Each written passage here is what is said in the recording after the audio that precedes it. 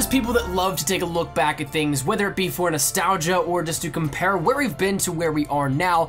I'm one of those people that just love to take a look back, and with it being something that we're now coming up closer to Call of Duty World War II coming this November, Black Ops 3 is still, of course, a wildly played game in the community. There's still a lot of people that play the game on a daily basis, and some may even consider that to be their primary game this year.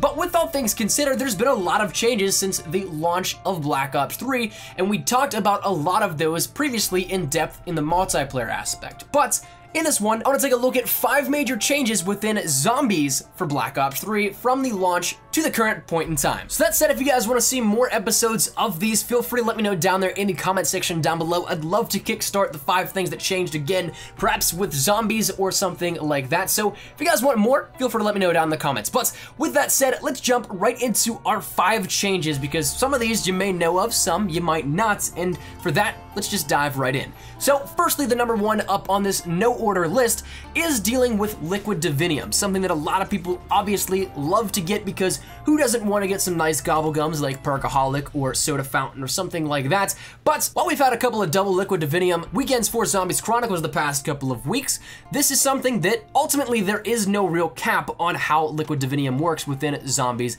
in Black Ops 3. But previously, there was a cap on it, and it was actually really low, and encouraged a lot of people to not really play zombies all that much, or rather I should say for not that long, because the cap was only 2 liquid Diviniums per game. So no matter if you played a 30-minute game and you ended up spending enough points to get your 2 liquid Divinium, or you ended up playing for 6 hours, 8 hours, 10 hours, whatever it may be, going for high rounds, you'd still end up with the same old max 2 liquid Diviniums. Thus, this then spawned a million farming liquid Divinium tutorials, things like that, people claiming to know a way around the cap, but ultimately there was no way around it. It was later then removed, obviously, as we can now get much more than 2 liquid Diviniums per match, but for a long time, this was something that a lot of people really got upset about, because rightfully so. It's something that if you spend the time, you should definitely be able to get more than 2 liquid Divinium for that. The second change up on this list is actually something that made the game a lot more playable, a lot better playable, rather, we should say it that,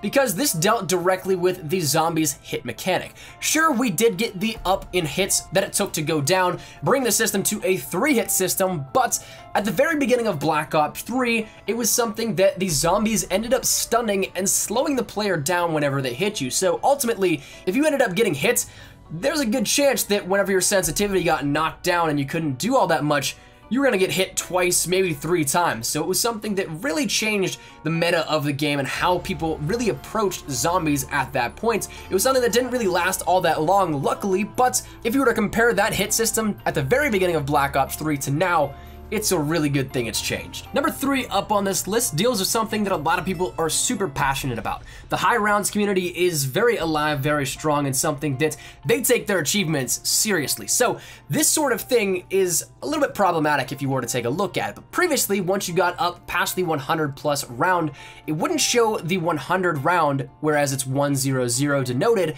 but rather it would still only show 2 digits, that being once you hit 100, 00, and then upwards from that. So 100 would be 00, 110 would be 10, and so on and so forth. Luckily, once again, this got changed to show and denote the accurate representation of whatever round you are on. No matter if it is 2 or 3 integers long, it will now correctly display what round you're on. The number 4 here up on this list, once again, changes the meta a little bit of how zombies was played.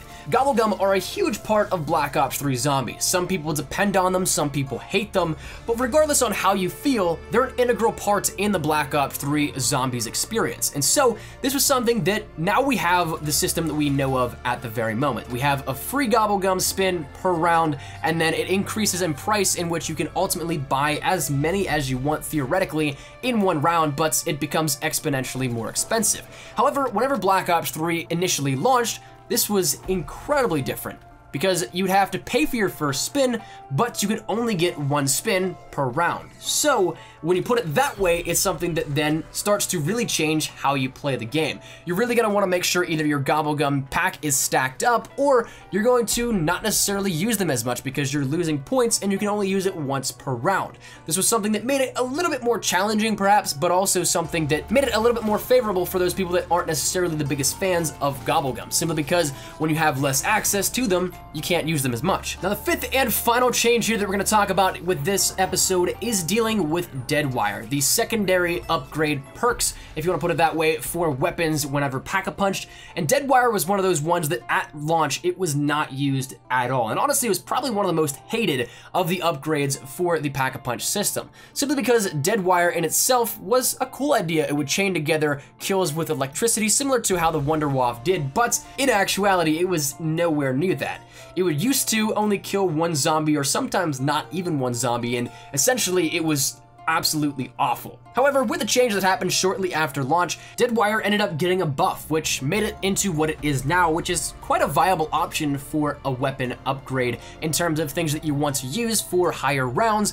That and Blast Furnace are arguably some of the better ones here with us, but it also puts it on par with the others as well.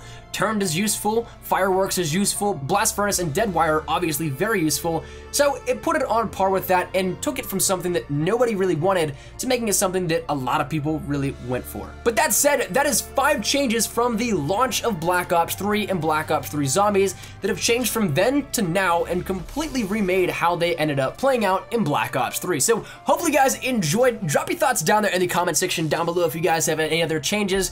Let me know down in the comments and we can maybe put together another one here with some of your changes that you have. Now, of course, if you guys also want to see more, make sure you guys let me know down in the comments as well. But hopefully you guys enjoyed it, and if you guys did, make sure you drop a like down below. If you guys are new to the channel, make sure you guys subscribe to stay up to date with everything we have here regarding Zombies Chronicles, zombies in general, Black Ops 3 multiplayer, Call of Duty World War II, both multiplayer and zombies, Modern Warfare Remastered, all that good stuff. We got you covered here up on the channel. And finally, if you guys want to follow me over on Twitter, that's the best place to get connected with me outside of YouTube, but practically live on Twitter. So if you guys want to strike up a conversation, ask me a question, whatever it may be, link is down there in the description below.